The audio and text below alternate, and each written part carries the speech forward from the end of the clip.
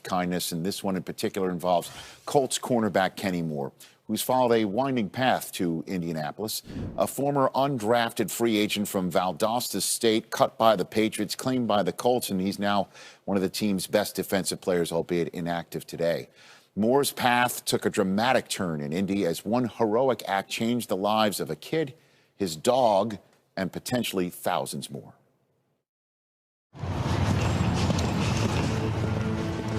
Today I'm going to see an old friend.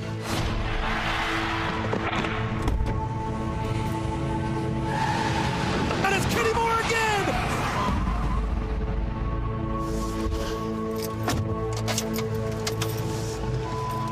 This is the craziest thing that has ever happened to me.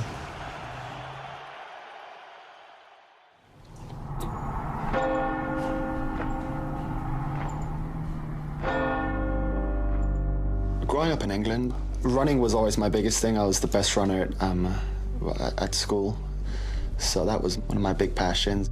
As we entered into those teenage years, you could start to see some changes. I started to make the wrong friends who were into the wrong things. Depression really started when I was 14 years old. We tried everything. Therapists, forced discipline, changes of schools. But what is it that's going to help him feel better about himself? It's hard for a person to accept himself that he might have an addiction problem. I did attempt once or twice to basically end it. Yeah. You don't know if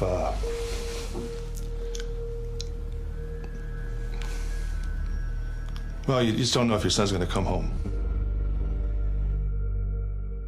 My friend told me that he's going to be flying to Costa Rica and staying in a hostel, working in exchange for free accommodation. My wife and I were like, we don't know if Max is going to last another week in London. Let's let him go.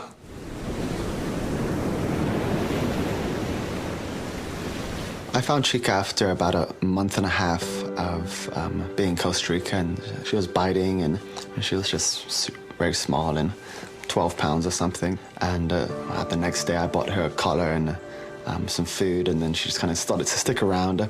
If I would go out to the water, she would just kind of sit there on the beach and just wait for me, and I would see her from the distance. And it became a point where he was just very connected to Chica. It gave me a sense of purpose, and like need to take care of her and walk her, and like I need to be here in this world, because like what is she gonna do without me? Just roam on the streets again. The transition was when he very calmly said that he was ready to leave Costa Rica. He was ready to take the next step, and it was just almost a change of tenor in his voice when he described that he wanted to come up here to Indiana. It's a new contract for Kenny Moore, a 4-year extension with $30 million of new money.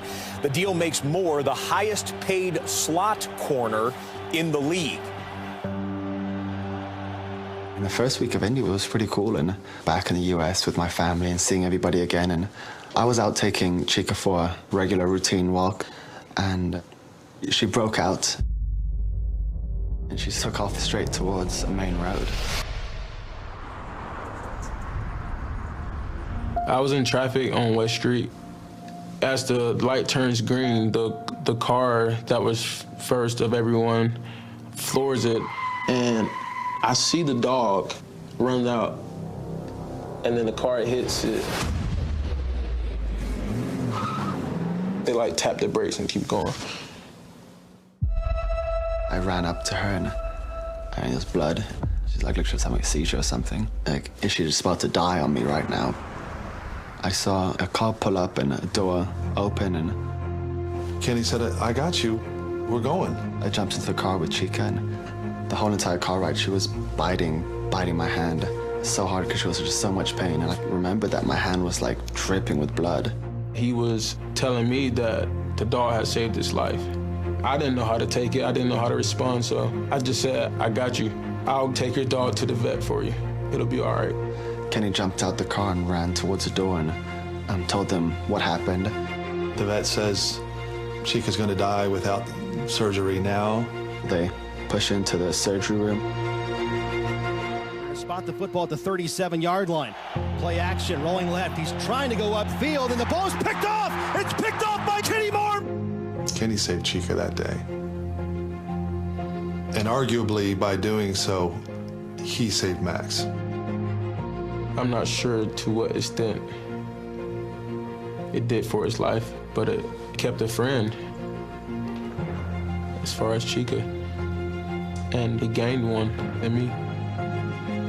I'll always be thankful for him. He'll always be one of my greatest friends, and without him, who knows, maybe I wouldn't be in the place that I am now.